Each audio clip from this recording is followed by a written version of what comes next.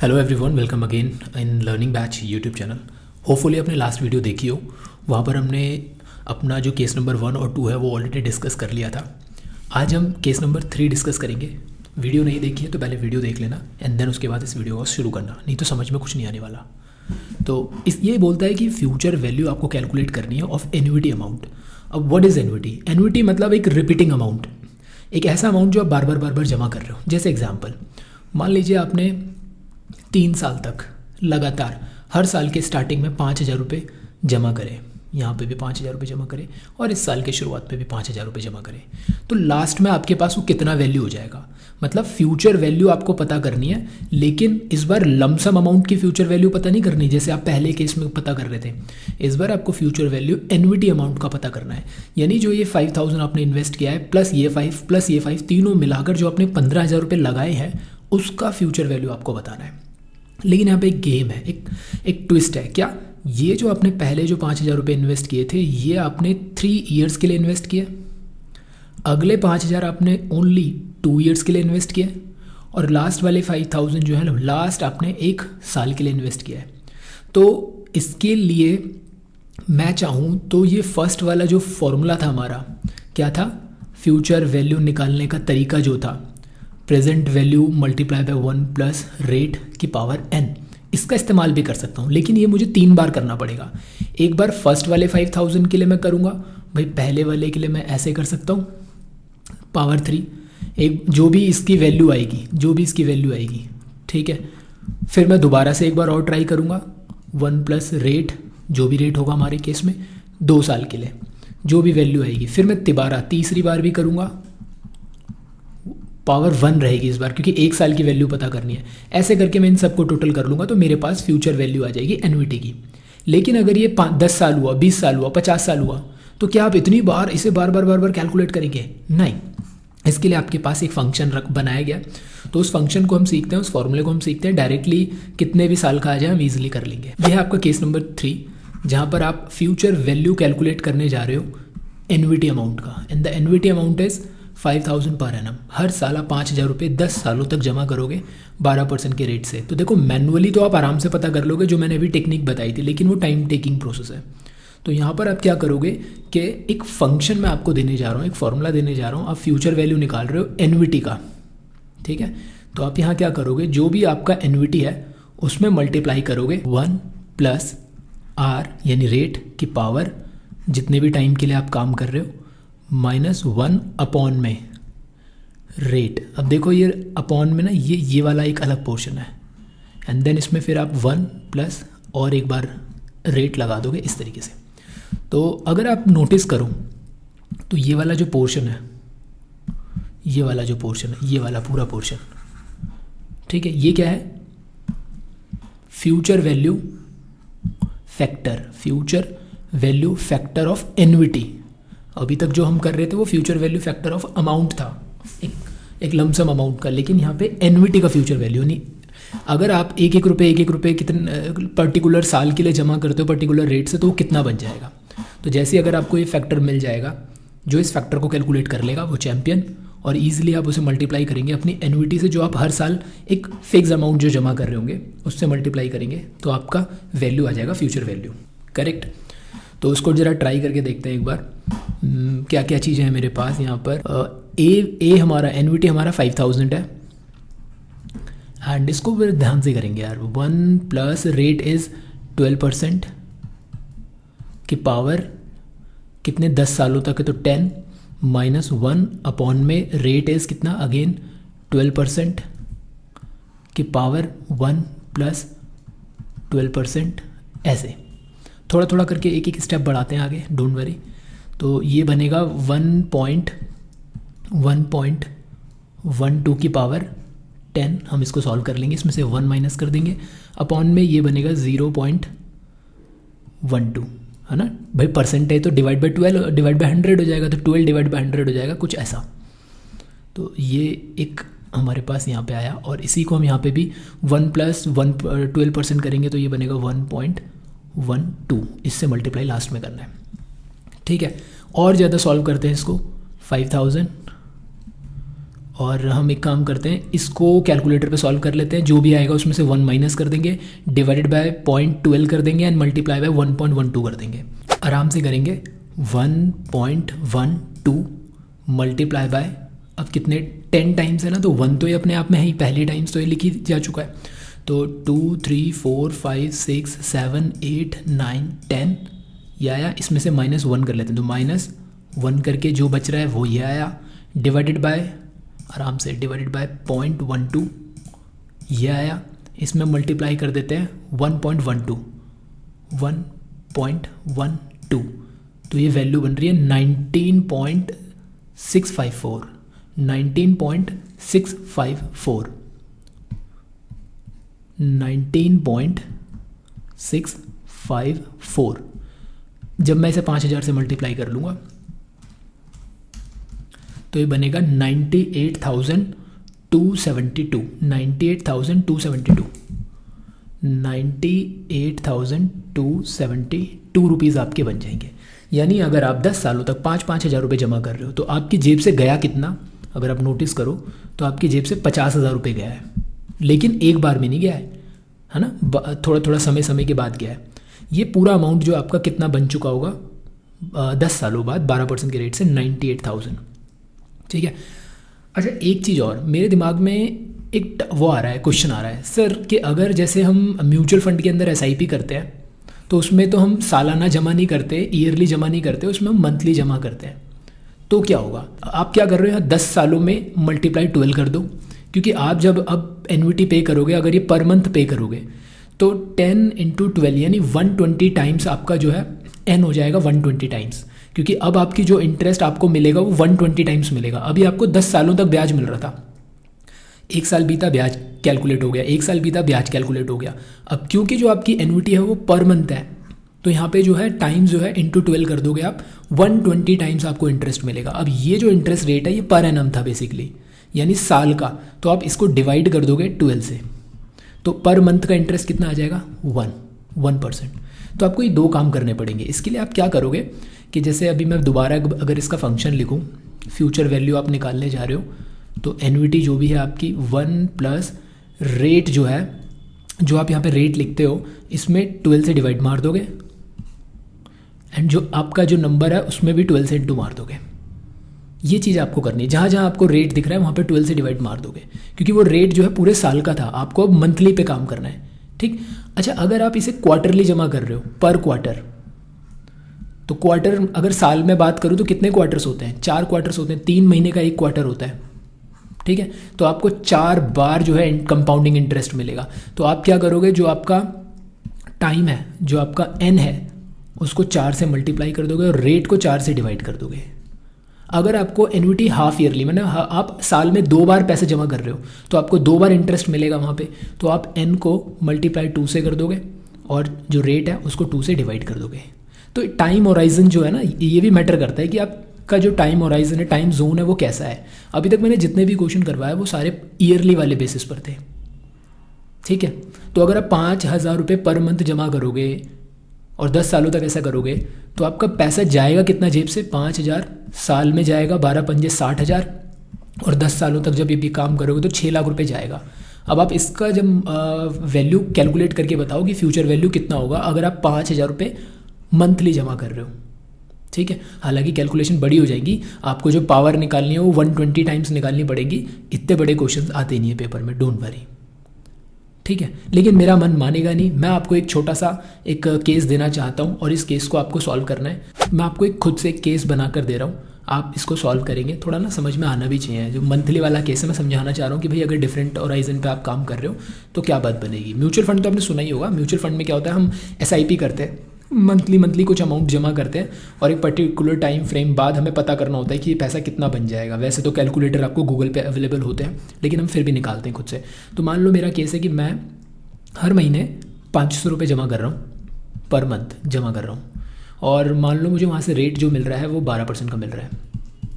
ठीक है, और जो मैं टाइम है 3 साल के लिए जमा कर रहा हूँ, 3 ईयर्स के लिए। ऐसा करूँगा हर महीने 500 रुपये, जहाँ से भी मैं जो भी मेरे सैलरी आ रही कुछ भी आ रही है उसमें से 500 रुपये मैं म्यूचुअल फंड में इन्वेस्ट कर दूँगा, म्यूचुअल फंड में SIP कर दूँगा, म्यूचुअल फंड में SIP कर दूँगा। SIP का मतलब सिस्टमैटिक इन्वेस्टमेंट प्लान, जहाँ पे आप बार बार अमाउंट इन्वेस्ट करते जा रहे हो, वन टाइम नहीं कर रहे हो, बार बार करते जा रहे हो। तो अब मुझे बताओ कि 3 साल बाद आपका कितना पैसा बन चुका होगा। देखो अगर मैं बात करूँ इन्वेस्टमेंट की, कितना इन्वेस्ट कर चुके हो गए आप, तो 500 रुपये आप हर महीने डाल रहे हो, तो साल में 12 टाइम्स डाला होगा, और ऐसा आपने 3 साल तक डाला होगा, तो 12 पंजे 60, 6,000 और 6 18,000 रुपये आपकी जेब से जा चुके होंगे इन 3 सालों में। लेकिन आपका वो अमाउंट कितना बन जाएगा, ये अमाउंट कितना बन चुका होगा, तो इसके लिए मुझे फिर ये फंक्शन यूज़ करना पड़ेगा। अब मैं क्या करूँगा, अगर मैं इसी केस को देखूँ जो मैंने आपके लिए साइड में किया था, इसमें से एक ज़ीरो कम कर देता हूँ, 5,000 ये हटा देता हूँ, यहीं से कैलकुलेट कर लेता हूँ ना, टाइम बच जाएगा हमारा। थोड़ा सा एडिटिंग कर लेते हैं। 500 रुपीज़ आप जमा कर रहे हो हर महीने, this is your annuity amount, और जो 12% है इसको आपको 12 से डिवाइड मारना पड़ेगा, ऑब्वियस ही बात है, 12 से डिवाइड, यहाँ पे 12 से डिवाइड, 12 से डिवाइड, 12 से डिवाइड, और ये जो आपका नंबर है कितना था, ये 3 ईयर्स था, तो 3 ईयर्स मल्टीप्लाई बाय 12, क्योंकि अब आप 12 36 36 टाइम्स आपको इंटरेस्ट आपके ऊपर कंपाउंडिंग किया जाएगा। ठीक है, एक साल में 12 बार, तो 3 सालों में 36 बार, 36, ये 3 × 12 है। अगर दिखाई नहीं दे रहा तो मैं दोबारा से इसको रब कर देता हूँ यहाँ पे, 3 × 12, 3 × 12। तो ये टाइम जोन का भी आपको बहुत ध्यान रखना है। इसको सॉल्व करने की कोशिश करेंगे, ये हटाना पड़ेगा नीचे से। अब देखो कैलकुलेशन तो बड़ी होंगी, लेकिन हमें तो सीखना है, इसीलिए मैंने 3 साल का टाइम फ्रेम रखा है वहाँ पे। तो 500 मल्टीप्लाई बाय क्या आएगा, इसको सॉल्व करते हैं फटाफट से। तो पहले ऊपर वाले को मैं आपके लिए काम करता हूँ, पहले लिख ही देता हूँ यहाँ पे कितना आएगा। यहाँ आएगा 1 + 1%, और 1% भी क्यों लिख रहा हूँ मैं, सीधा सीधा आपके लिए यहाँ पे मैं इसको डायरेक्टली लिख देता हूँ। 12 डिवाइडेड बाय 12 1%, तो 1% का मतलब 1 डिवाइडेड बाय 100, और प्लस अलग से 1 करूँगा तो 1.01 की पावर 36, इसमें से -1, और ये आएगा 0.01। ध्यान से करना बस यार, ये देखो मुझसे भी गड़बड़ हो रही है, यहाँ पे आएगा 1.01। अब सॉल्व कर लेते हैं इसे, और 500 से मल्टीप्लाई कर लेंगे, तो कितना आएगा जरा देखते हैं फटाफट से। 1.01 इंटू 1 टाइम्स तो यही 2 3 4 5 6 7 8 9 10 11 12 13 14 15 16 17 18 19 20 21 22 23 24 25 26 27 28 29 30 31 32 33 34 35 36। ये आया, इसमें से कर लेते हैं -1 ये आया, डिवाइडेड बाय करते हैं 0.01, 10 मल्टीप्लाई करते हैं 1.01, 10, तो यह 43,507 43,507, ठीक है, याद रखना। मल्टीप्लाई कर देते हैं इसको 500 रुपये से, तो ये आपका बन जाएगा 21,753। ना लिख के आपको 154 लिखेंगे, क्योंकि 8 आ रहा है ना डेसिमल के बाद, तो 21,754 रुपीज़ आपके बन चुके होंगे। ठीक है, तो आपने जमा कितने करे थे, 18,000, और ये बन कितने गए हैं, 21,754। अब आप बोलोगे अरे बस इतने ही बने हैं, तो भाई अब जमा भी तो 500 ही कर रहे हो। ठीक है, तो जमा भी तो 500 कर रहे हो, बढ़ाओ वैल्यू को, अमाउंट बढ़ जाएगी आपकी। ठीक है, और टाइम फ्रेम बढ़ाओ। आपने तो सुना होगा ना SIP में करोड़पति बनते हैं भाई, 20 साल के लिए लगाओ पैसा, 15 साल के लिए लगाओ, 10 साल के लिए लगाओ, आपने कई सारी वीडियोज़ में भी देखा होगा। तो ये बेसिकली उसके पीछे की कैलकुलेशन है। तो हम फाइनेंस मैनेजर हैं, हमें ये चीज़ें की जो पीछे की जो चीज़ें हैं ना वो पता होनी चाहिए, भैया ये कैसे वर्क करता है, तो ये ऐसे वर्क करता है। तो एक क्वेश्चन और आपके सामने रखा है, इसमें हम टाइम वेस्ट नहीं करेंगे, फटाफट से हमारी एन्युटी हर साल हम 1 लाख रुपए जमा कर रहे हैं, 15 साल के लिए जमा करेंगे 12% के रेट से, इसका कितना वैल्यू बन जाएगा, जल्दी से आओ मेरे साथ। यहाँ पे आएगा प्रेजेंट वैल्यू नहीं आएगा, यहाँ पे एन्युटी आएगा, मल्टीप्लाई बाय, मेरे को तो फॉर्मूला याद हो गया, 1 + रेट की पावर n -1 अपॉन में रेट, एंड देन 1 + रेट। ठीक है, जल्दी से यहाँ वैल्यू डालते हैं 1 लाख रुपीज़, और यहाँ पे आएगा 1 + rate, rate is what, rate is 12%, तो ये 1.12 की पावर 15 -1 अपॉन में रेट है 12%, तो डिवाइड बाय 100 लगा के 0.12 हो जाएगा। ठीक है, और इसमें अलग से मल्टीप्लाई हम कर देंगे 1.12, डन। तो ये 1 लाख का 1 लाख, इसको सॉल्व कर लेते हैं कैलकुलेटर की मदद से। तो 1.12 into 2 3 4 5 6 7 8 9 10 11 12 13 14 15 -1 divided by this into आराम से करोगे दिस, तो ये आ रहा है 41,753 41,753 41,753 41,753 41,573 753 जो भी है, तो ये 1 लाख, तो ये हो जाएंगे आपके 41,75,328 41,75,328 41,75,328, तो 41 लाख रुपीज़ आपका बन जाएगा। ये 15 सालों तक आपने एक लाख रुपए जमा करा, मतलब टोटल 15 लाख रुपए जमा कर चुके हो आप। ये आपका अमाउंट बन जाएगा 41,75,328। 15 साल तक आपको ये कंटिन्यू जमा करना है एंड 12% का ब्याज अगर आपको मिलता है कांस्टेंट रेट पर हर साल, तो आप हर साल जो ग्रो करोगे और वो ग्रो होने के बाद जो अमाउंट बनेगा वो 4175 समथिंग बनेगा। याद रखना है आपका जो एन्युटी है वो पर एनम है, पर मंथ नहीं है। यहाँ पर मंथ होता तो इसको हम इंटू 12 कर लेंगे और इसको डिवाइडेड बाय 12 कर लेंगे, ये चीज़ याद रखनी है, ठीक है। एक चीज़ और मुझे बतानी है, जैसे कि अभी मैं छोटे से एग्जांपल को लेता हूँ। मान लीजिए 3 साल वाला जो मैंने लिया था कि आपने पहले साल 5,000 रुपये जमा करा, दूसरे साल 5,000 रुपये जमा करा, तीसरे साल 5,000 रुपये जमा करा, तो आप नोटिस करो यहाँ पे कितनी बार ये अलग अलग हमने इनको कैलकुलेट करके भी आंसर पता लगा सकते हैं, हमने देखा था। लेकिन कई बार क्या होता है ना, आप साल के एंड में पैसे जमा कर रहे हो, तो मान लो अपने पहले वाले साल के एंड में 5,000 रुपये जमा करें, दूसरे वाले साल के एंड में 5,000 जमा करें, तीसरे साल के एंड में 5,000 रुपये जमा करें, ठीक। तो फिर क्या होगा, देखो पहला वाला जो है ये 2 साल के लिए ग्रो हुआ, ये वाला वैल्यू 1 साल के लिए ग्रो हुआ, और ये वाला वैल्यू 0 साल के लिए ग्रो हुआ। ये तो ग्रो ही नहीं हुआ ना, क्योंकि यहीं पे तो आपने उस फंड को तोड़ना है। भाई आपने जो ये 5,000 डाला, फिर ये डाला, फिर ये डाला, और इसी टाइम पर आपने उस गुल्लक को तोड़ दिया, उस बैंक से पैसे निकाल लिए, तो लास्ट वाला तो ग्रो होगा ही नहीं। तो आप क्या करोगे ऐसे केस में, अगर क्वेश्चन में, ध्यान से सुनना मेरी बात, अगर क्वेश्चन में ये बोला हुआ है कि आप जो ये एन्युटी जमा कर रहे हो एट द एंड में जमा कर रहे हो हर साल के या हर महीने के, तो आप ये जो लास्ट वाला है ना इसको नहीं लोगे, इसको नहीं लोगे, सिर्फ आप इतने से ही काम करोगे। क्योंकि देखो यार, ये इसका मतलब क्या होता है, सुनना मेरी बात, जब प्रेजेंट वैल्यू या एन्युटी कुछ भी कहे, जब आप इसमें ये लगाते हो ये और यहाँ पावर लगाते हो, पावर का मतलब क्या है कि आप अगर 3 साल का पता कर रहे हो तो ये 3 साल का ये ऐसे था, तो आप इसको 3 बार अलग अलग ना लिख के पावर लगा देते हो कि भाई PV1 प्लस रेट की पावर 3। तो अगर मैं बोलूँ कि इतना तो ये है, इसमें ये एक बार और जोड़ा जा रहा है, ये एक्स्ट्रा इसीलिए जोड़ा जा रहा है, ये तब जोड़ा जाएगा जब आप एट द बिगनिंग में पैसा इन्वेस्ट करोगे, एट द बिगनिंग में पैसा इन्वेस्ट करोगे, ठीक है, एट द स्टार्टिंग में, एट द बिगनिंग में।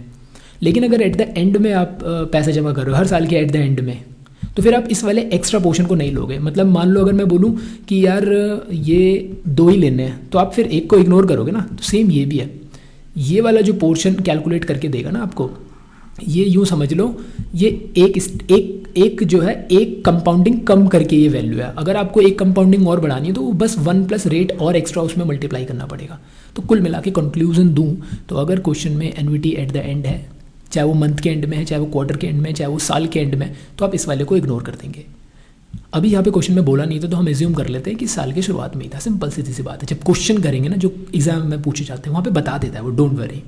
Now the case number 4। अभी रिसेंटली हमने थर्ड क्वेश्चन में क्या देखा कि फ्यूचर वैल्यू पता करी हमने अपनी एन्युटी अमाउंट की। मतलब आज जो हम पैसा जमा कर रहे हैं और रिपीटिंग वे में पैसा जमा कर रहे हैं, उन सभी का हमने क्या करा, फ्यूचर वैल्यू पता करा कि फ्यूचर में कितना बन जाएगा। अब जस्ट फोर्थ केस में हम जस्ट उल्टा करने वाले हैं। फ्यूचर में हमें लेट से हमें 7 लाख रुपए की नीड है, ठीक है, और हमारे पास 1 2 3 4 5 साल का समय है, और हम जिस बैंक में या जिस भी जगह पर जिस भी स्कीम में पैसा इन्वेस्ट कर रहे हैं वहाँ पे हमें लेट से 12% का इंटरेस्ट हमें पर एनमली मिल रहा है। तो अब हमें पता करना है कि यार ये 7 लाख रुपए बनाने के लिए हम हर साल अगर इन्वेस्ट करना चाहते हैं, वन टाइम नहीं, हर साल एक फिक्स्ड अमाउंट हम जमा करना चाहते हैं, तो वो फिक्स्ड अमाउंट क्या होगी, मतलब इस फ्यूचर वैल्यू का एन्युटी वैल्यू पता करना है आपका कि वो एन्युटी अमाउंट कितना होगा जिसके थ्रू ये 7 लाख बनेगा। ठीक है, जस्ट हम इसे बैक साइड लेकर आ रहे हैं। जैसे ये फ्रंट साइड जा रहा था और ये बैक साइड की तरफ आ रहा है, पीछे की तरफ आ रहा है चीज़। तो इसको भी एक बार क्वेश्चन के थ्रू करके देखते हैं। तो यहाँ पर हमारे पास केस नंबर 4 है, जहाँ पे हमें एक 12 लाख रुपए हमारा फ्यूचर वैल्यू है, यानी फ्यूचर में हमें 12 लाख रुपए का टारगेट हमारे पास है। 8 सालों में 12% के रेट से हमें इस पैसे को बनाना है। तो हम कितना हर साल जो है एक अमाउंट इन्वेस्ट करें कि वो 12 लाख रुपए बन जाए। तो एक एन्युटी पूछ रहा है आपसे, हर साल हम जमा करेंगे। एन्युटी का मीन्स जो रिपीटिंग वे में आप इन्वेस्ट करोगे तो कितना पैसा वो जमा होना चाहिए। देखो इसके लिए सिंपल सा काम करना है। जो अभी रिसेंटली हमने जो फ्यूचर वैल्यू पता करी थी एन्युटी की मदद से, ये हमारा एन्युटी वैल्यू था और ये जो पूरा पोर्शन था ये हमारा वो फैक्टर था जिसके थ्रू हम उससे मल्टीप्लाई करके फ्यूचर वैल्यू पता कर पा रहे थे। तो सिंपल इस बार हमें एन्युटी पता करनी है, तो इस पूरे वाले हिस्से को हम नीचे इसके नीचे से भेज देंगे तो हमारे को एन्युटी पता लग जाएगी। तो इसी से हम फंक्शन बना लेते हैं अपना इधर जाके। तो यहाँ पे हमें एन्युटी पता करनी है। एन्युटी इक्वल्स टू जो भी हमारी फ्यूचर वैल्यू है divided by 1 + r 1 plus rate of interest की पावर n माइनस 1 अपॉन में रेट। एंड ये जो भी निकल कर आया है इसको हम एक बार 1 + r से और मल्टीप्लाई कर देंगे। ठीक है, ये जो एडिशनल है ये मैंने अभी जस्ट आपको रिसेंटली बताया था कि हम क्यों एक्स्ट्रा इसको और इसके साथ मल्टीप्लाई कर रहे हैं, क्योंकि हम एट द बिगनिंग में इन्वेस्ट कर रहे हैं। अगर हम at the end of the year invest कर रहे हैं या at the end of the किसी भी टाइम फ्रेम में इन्वेस्ट कर रहे हैं तो फिर हमें इसको लेने की ज़रूरत नहीं है। अच्छा, इसको एक तरीका और है लिखने के लिए कि आप फ्यूचर वैल्यू को अलग रखो और इस पूरे हिस्से को अलग रखो। जैसे कि आप इसे 1 अपॉन में ये ऐसे रखा जा सकता है, अभी 1 मिनट, -1 अपॉन में रेट और ये वाला पूरा पोर्शन 1 प्लस दिस और ये आ जाएगा मल्टीप्लाई। ठीक है, तो इस तरीके से आप इसे डील कर सकते हो। इससे क्या हो जाएगा ना कि आपका फ्यूचर वैल्यू जो आपका 12 लाख रुपए है और ये जो आप पूरा फैक्टर कैलकुलेट कर लोगे अपने कैलकुलेटर से, तो इससे आपको ईजिली पता लग जाएगा कि यार जो मेरे पास ये आया है दिस इज़ द फैक्टर, क्या है ये प्रेजेंट वैल्यू फैक्टर है ना। अब हम फटाफट से डेटा फीड करते हैं। तो 12 लाख मल्टीप्लाई बाय 1 अपॉन में 1 प्लस रेट है हमारा 12% का। अच्छा, जब 12% लिख रहा हूँ तो मैं एक काम कर लेता हूँ ना, क्योंकि आपको अब तो इतना आइडिया हो ही गया है कि भाई 12% को वहाँ पे कैसे लिखा जाएगा। तो सीधी सी बात है, मैं यहाँ पे 12% को 1 के साथ जोड़ दूंगा तो 12 अपॉन में 100 0.12, तो ये आएगा 1.12 की पावर 8 माइनस 1 अपॉन में 0.12।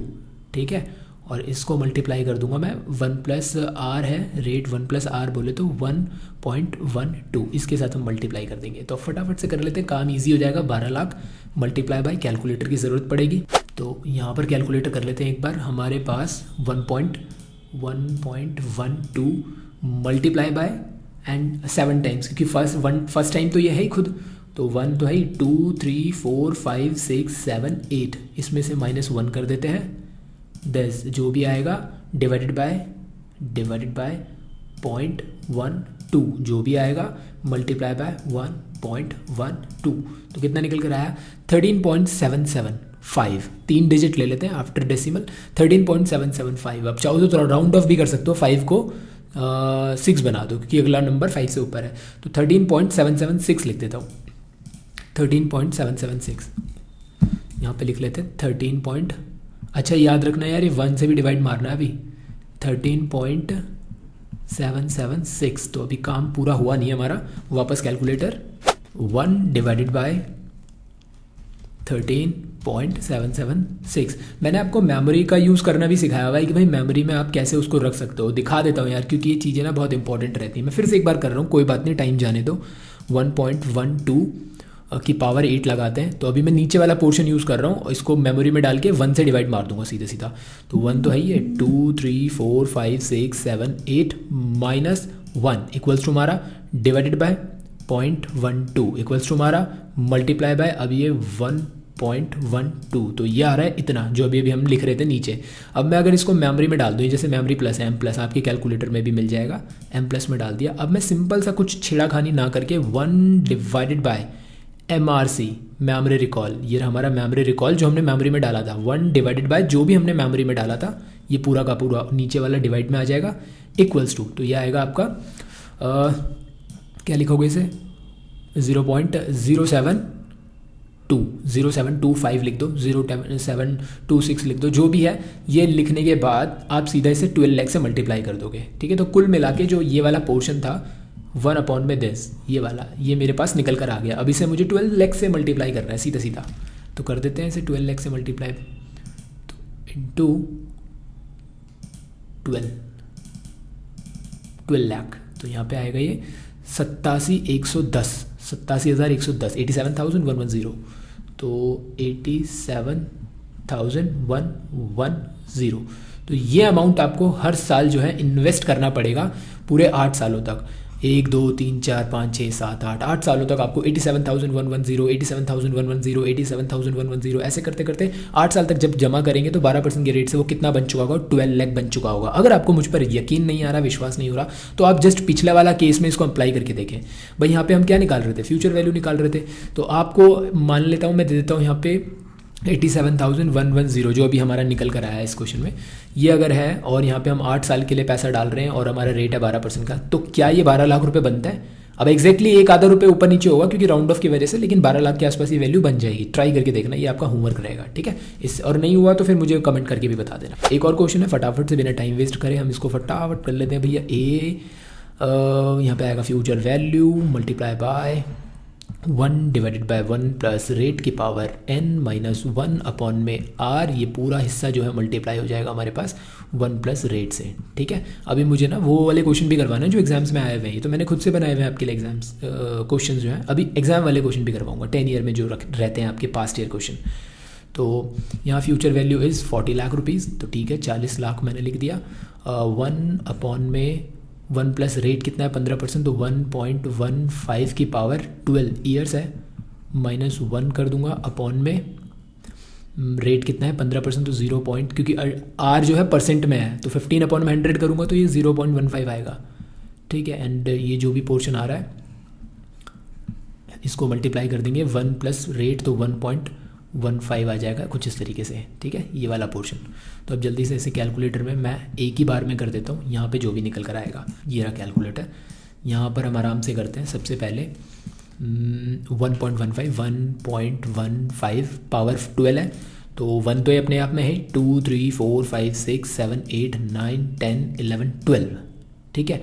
इसमें से माइनस कर देते हैं 1 जो भी आएगा, डिवाइडेड बाय कर देते हैं 0.15, ठीक है, एंड मल्टीप्लाई कर देते हैं 1.15 10, तो 33 पॉइंट समथिंग कुछ आ रहा है, नीचे वाला पोर्शन है। अब इसको मेमोरी में डाल के, क्योंकि 1 से डिवाइड भी मारना है, तो मेमोरी प्लस में डाल देता हूँ। अब ना एक चीज़ कई बार ये भी होती है कि कई बार कैलकुलेटर ऐसे भी होते हैं कि जो मेमोरी में हमने पिछला वाले क्वेश्चन का जो डेटा डाला था वो पहले से पड़ा रहता है, तो कैलकुलेशन बिगड़ सकती है। तो कोशिश करा करो कि आप मेमोरी को पहले खाली कर दिया करो। अब यहाँ पे मेमोरी खाली करने के लिए क्लियर ऑल मेमोरी, देखो ये था, मैंने करा नहीं बट मैं ट्राई कर लेता हूँ क्या होता है, देखते हैं।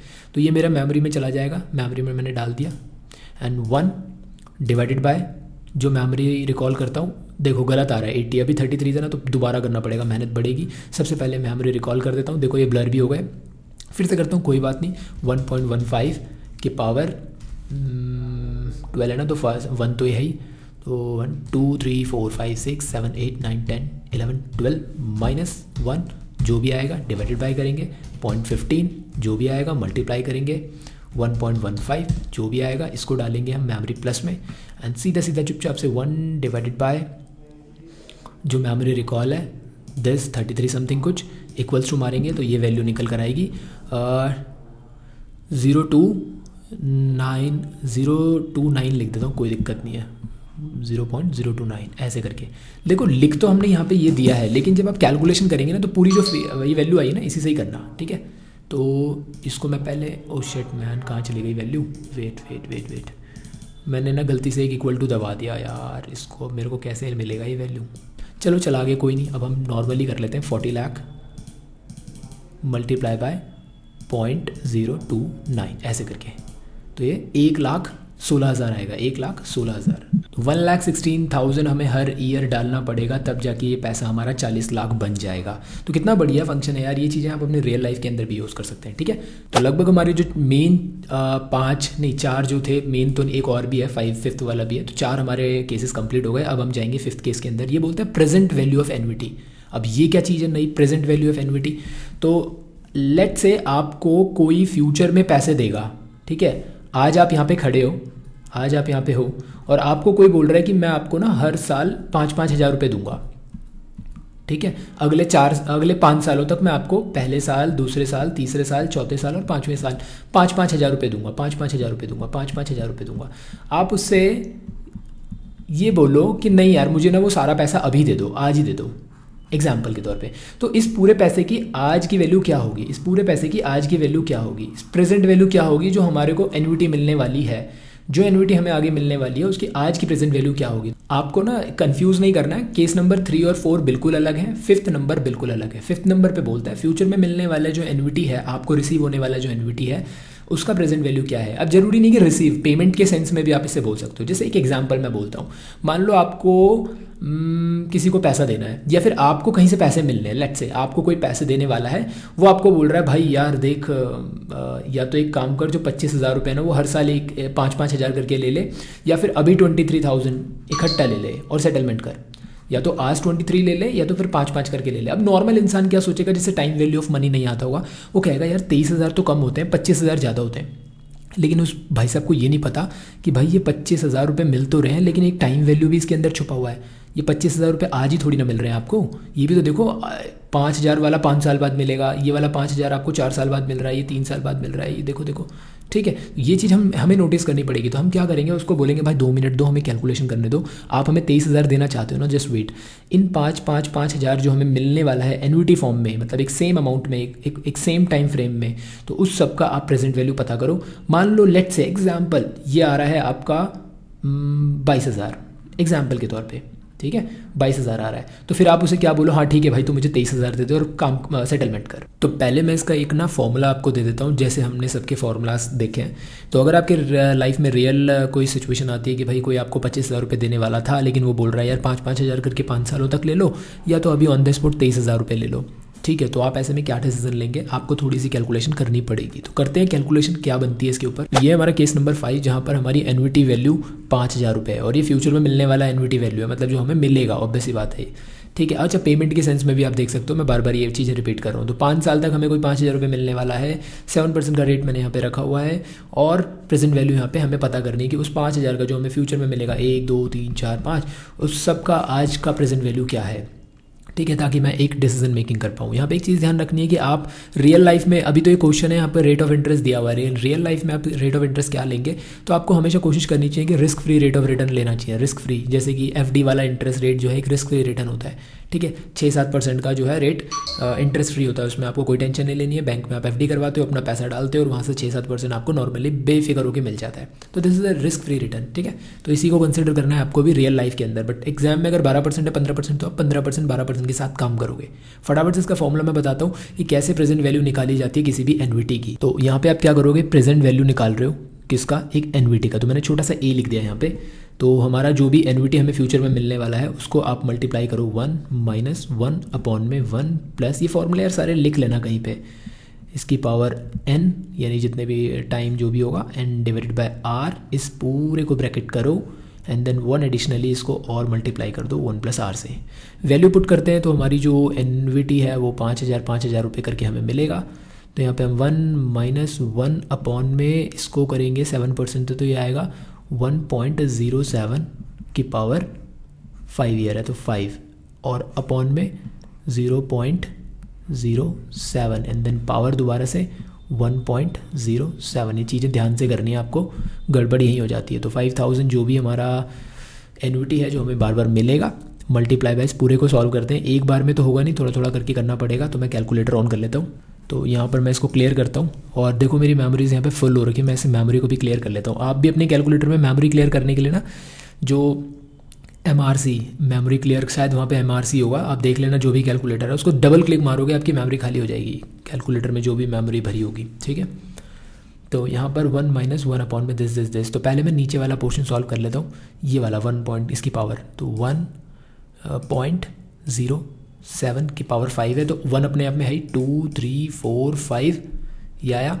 इसको मुझे मेमोरी में डालना पड़ेगा, क्यों, क्योंकि मुझे 1 से इसे डिवाइड करवाना है। 1 divided by memory recall and ये आया 10, ठीक है। अब इसको फिर मुझे मेमोरी में डालना होगा। अब यार इतनी बार तो मेमोरी में मैं डाल नहीं पाऊंगा, तो इसको मैं लिख ही लेता हूँ, बेटर रहेगा। तो ये आया है मेरे पास 712, तो मैं इसको 712 या 13 भी लिख सकता हूँ, कोई दिक्कत नहीं है, ठीक है। ये वाला जो पोर्शन है ऊपर वाला ये आया है 7129 थोड़ा ज़्यादा डिजिट ले लेता हूँ, तो 1 माइनस 0.7129 ऐसे करके ले लेता हूँ, डिवाइडेड बाय दोबारा से ये सब काम मुझे करना है अभी, एंड 1.07 इससे भी मल्टीप्लाई करना है। ठीक है, ये सब मल्टीप्लाई है, लिखा नहीं है तो ये मल्टीप्लाई है इसके।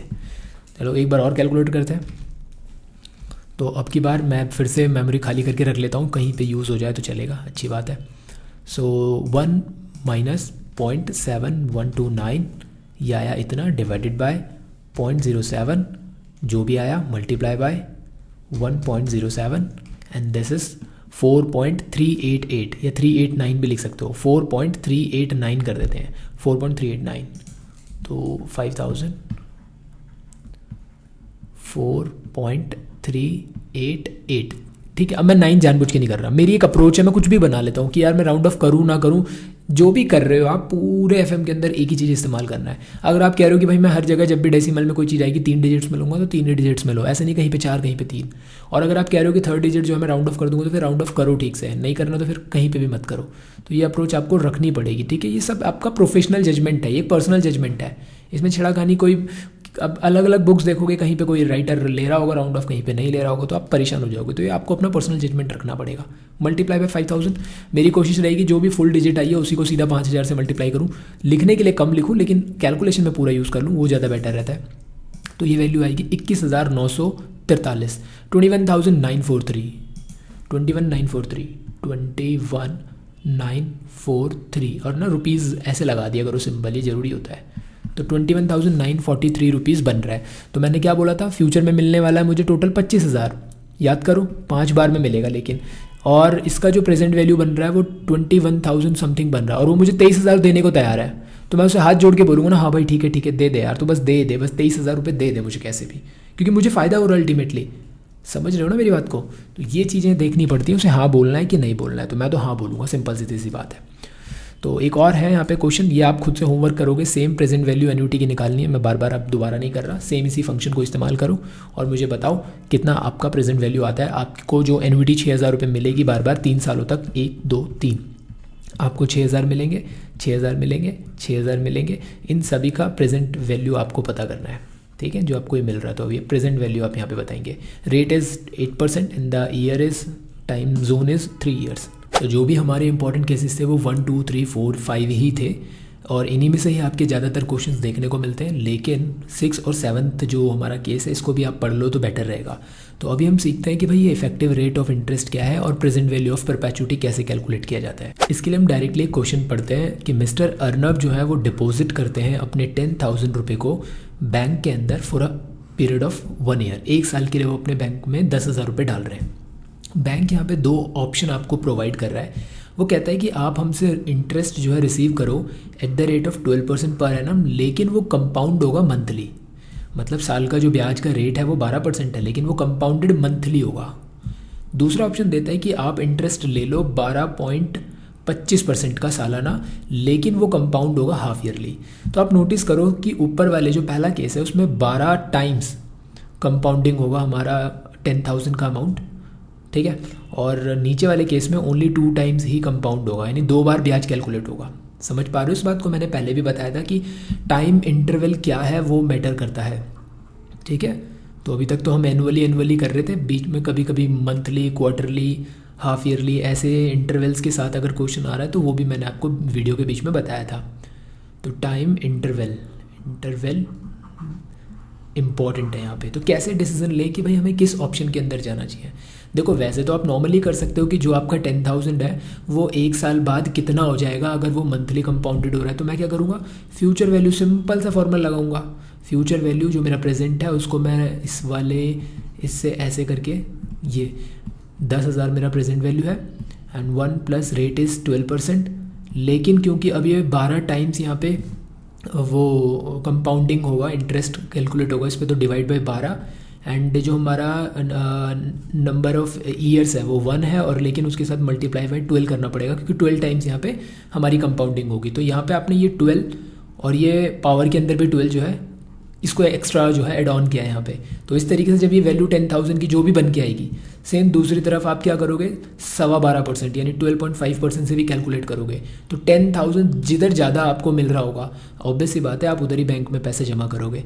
तो ये तो एक लेंदी तरीका हो गया, लेकिन डायरेक्टली भी आप यहाँ पे क्या है कि इफेक्टिव रेट पता कर सकते हो कि ये जो 12% है, सिर्फ 12%, 10,000 को छोड़ो, सीधा 12% आपका एक साल बाद 12 टाइम्स जब कंपाउंडिंग होगा तो कितना हो जाएगा, क्या रेट बनेगा। सिर्फ आप 1 रुपये को कंसिडर करो, ठीक है। तो पीवी को मारो गोली, पीवी मतलब यहाँ पे सीधा 1 प्लस जो भी आपका रेट है, ठीक है, उसको डिवाइडेड मारो जितना भी टाइम इंटरवल वहाँ पे आपके जितनी बार कंपाउंडिंग होगा। जैसे पहले केस में 12 टाइम्स कंपाउंडिंग होगा, तो यहाँ पे आप फॉर्मूला अगर मैं यहाँ पे m लिख देता हूँ, ठीक है, आपको बुक के अंदर भी m दिख जाएगा और यहाँ पे भी मैं m ही लिख देता हूँ। तो यहाँ पे मैं क्या कर सकता हूँ 1 plus rate is 12% divided by 12 and ऊपर पावर भी क्या आ जाएगी 12 आ जाएगी, क्योंकि 12 टाइम्स यहाँ पे ये काम होगा। अच्छा, दूसरे केस में भी मैं यही करके रख देता हूँ 1 प्लस रेट की पावर यहाँ पे भी m रहेगी और इसमें भी वैल्यू फीड करता हूँ, रेट इज़ 12.25%